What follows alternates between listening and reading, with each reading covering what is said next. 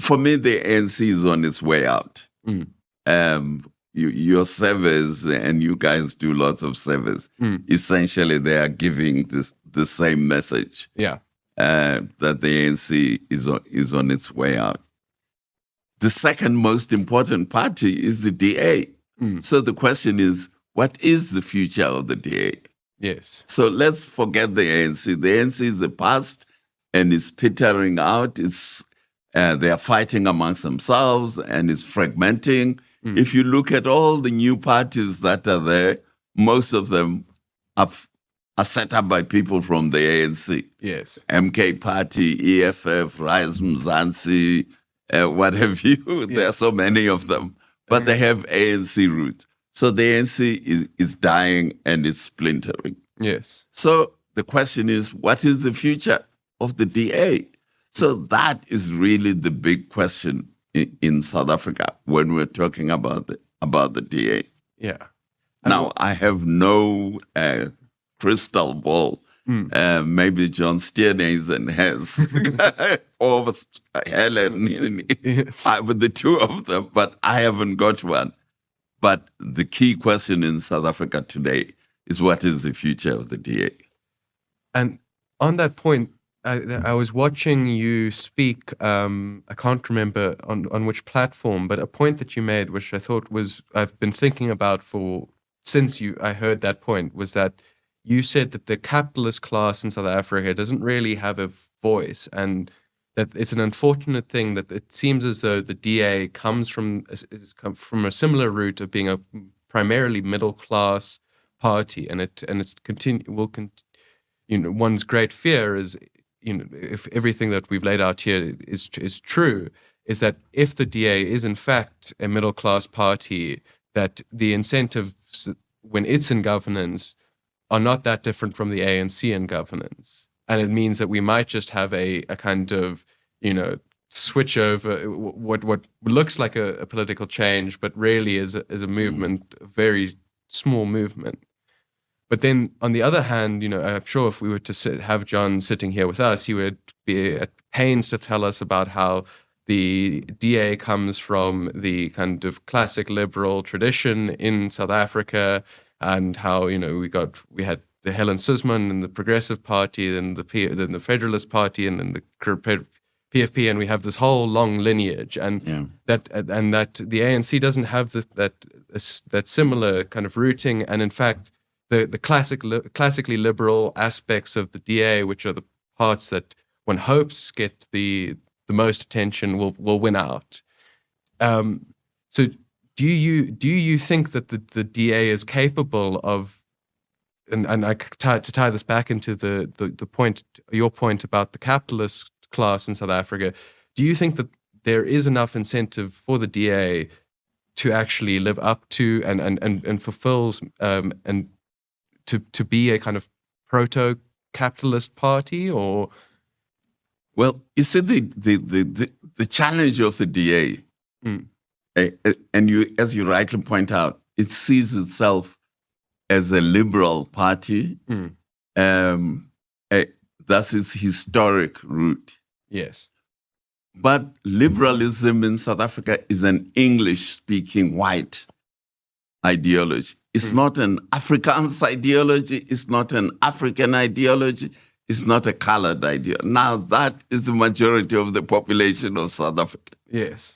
So an English liberal ideology is not mainstream ideology in South Africa. It's a marginal. Yes. So first, the DA has to learn that liberalism in South Africa is not core. It's a marginal ideology, which means if they want a big vote of South Africans, they have to move away from liberalism. That's point number one. Point number two, liberalism, the West is moving away from liberalism. Look at Donald Trump. Donald Trump is no liberal. Yes. He's moved away from liberalism. So the DA's role models, like the United States, like the United Kingdom, they are moving away from those ideas. Even Germany. I mean, the biggest party in Germany, or if not the second biggest party, is Alternative for Germany. Yeah. And that's not a liberal No, party. not at all. So this is the challenge the DA faces, is that it has a marginal ideology in the philosophies or political mindsets of the people of South Africa across race. And why is it only the English-speaking white South Africa? Because they've never been colonized. Yes. They are the only people in this country who were not colonized. They were helping the colonizer. So they have the colonizers' ideology, which was liberalism, but it only applied in England. It didn't apply in the colonies. Mm. And they inherited the liberalism of the British colonialists from England. But nobody in South Africa is a liberal. Yeah. The Afrikaners are not liberal. The colors are not liberal. The Indians are not liberal. The Africans are not liberal. So now, if the DA is now the second largest party in the country, there are lots of changes if it wants to become a majority party, which it has to make, one of which is it has to shed liberalism. And I don't know if they are willing to, or they understand that. First, do they understand that liberalism is a marginal ideology in the body politic of South Africa? That's what they have to learn. Mm.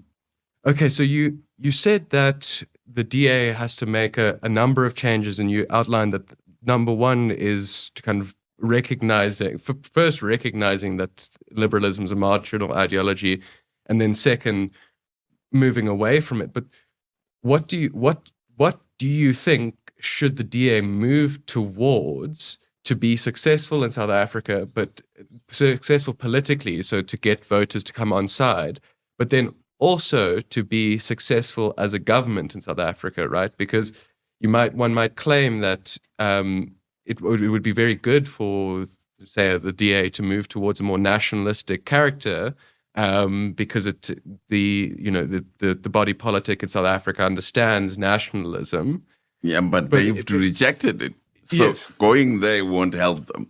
Okay. So the body politic of South Africa has had 150 years of nationalism in one form or another.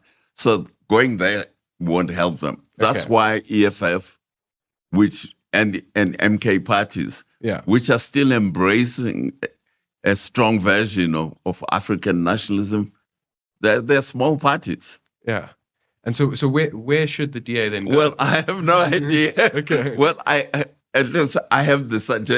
made the point that liberalism is not an asset to the DA. Mm. They have to jettison. Now, what do they replace that liberalism with? It has to be some form of developmentalism, because we have 40% unemployment. Yeah. Now, that's a big part of the voting population of South Africa.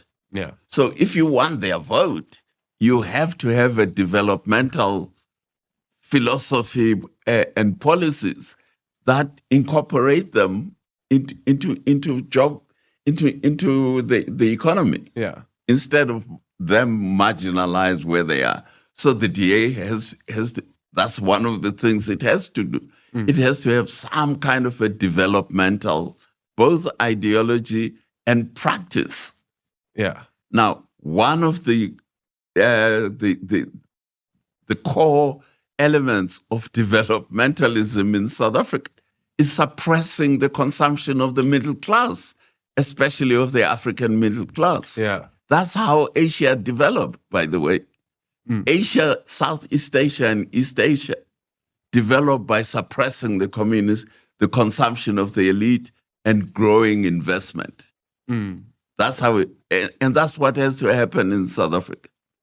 Now, is the DA going to be able to suppress this huge consumption of the African middle class who occupy the state? Well, they have to. Yeah. If they want to be the ruler of South Africa or the